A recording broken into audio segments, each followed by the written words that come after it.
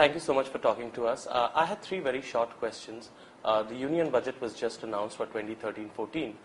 Just wanted to get your views on some of the budget announcements and the provisions that you may have liked, some of the expectations that may not have been fulfilled, and in specific for the IT sector, what does this budget hold? In overall terms, I like the budget this time because basically it brought in a certain amount of continuity, but it also brought in a focus on some of the critical things that the finance minister was focusing on and so on. And therefore, it was, people say that there wasn't anything in this budget. I think that itself is a very important one because there is obviously continuity that has really come. Even the changes that were made in the tax rates and so on have been minor. I mean, obviously at salary levels, at the entry levels and so on, there have been some concessions that have really come in. But otherwise, whether it is at the corporate level and so on, it is not.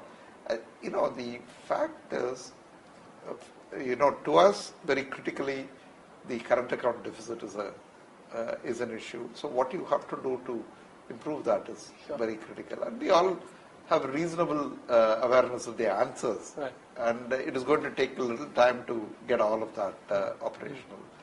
The second one is the whole fiscal consolidation and so on. See, one of the things that, which I have not heard enough of, there are some people who have said that, but not enough of, is that it requires a good management in order to get things done. For instance, even until the budget, no one believed that we could get to 5.2%. Right.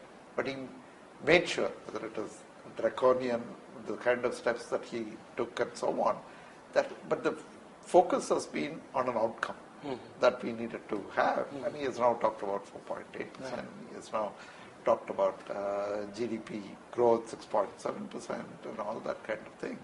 And to me, the fact that someone is essentially bothering about setting a target and doing everything to achieve it, I'm looking at it as a manager myself.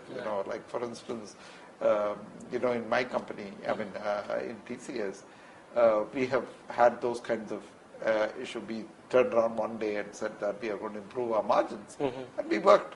It was a very highly outcome based, and by a period of 5 quarters, we increased our margin by 4%. Absolutely. Right. But it requires, and I'm seeing that kind of a focus that is really coming in, and therefore, there are a number of areas that he has talked about, whether it is infrastructure, where he has tried to do something, whether it is in terms of manufacturing, where he has brought in some aspects, right. Whether it is in certain social sectors that he has really looked in, skill development, right. people have talked about and so on. And there are many areas which are critical, but underlying all that is going to be the policy initiatives that he is going to be taking. Right. And also in smoothing the process of investments and so on, right. that needs to happen. Right. Solving some of the infrastructural problems that exist, which are outside of the budget, but right. he needs to do that. I think, and one needs to look at those kinds of steps that are going to be taken. Reform by itself is one thing, but there is a management issue that I right. look at, which is critical. Coming to the IT sector, IT sector, we have had, I would say, issues in terms of administration of tax rather than purely on the attractiveness in terms of tax exemptions and so on that has really come in. The reason I was talking about the administration is because some of the issues that we have been raising on SEZ, clarity in terms of what needs to happen, or the issue that suddenly came up with regard to the on-site processing, or if it is captives, people talked in terms of the development centers and so on. So many of these issues, and steps were taken before the budget in terms of appointing the Rangachari committee, right. and certain clarifications and certain actions were taken with regard to those, which are right. essentially positive right. that we had. we, of course, had given a very detailed memorandum as to what we require and so on. One of the things that we had raised was in terms of exempting SEZ profits from the MET calculations and so on, which did not come. Because the whole background to that was that we were, we are an export-oriented industry. On the basis of SEZ exemptions, we were going ahead and creating facilities in certain large, where we could get a large piece of land, and then creating 25,000 campus for 25,000 people and so on. And therefore, the whole idea was that we were getting into creating infrastructure in SEZ on which we were going to get tax exemptions and so on, and therefore why do that?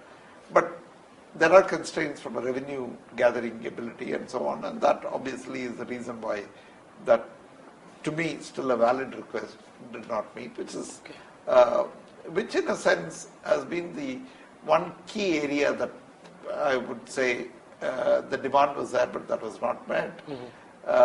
But at an overall level, I think, the fact that there has been continuity with regard to the policies and the fact that some of the administrative issues have been taken care of are positive. So thank you so much for talking to us. Yeah. Thank you.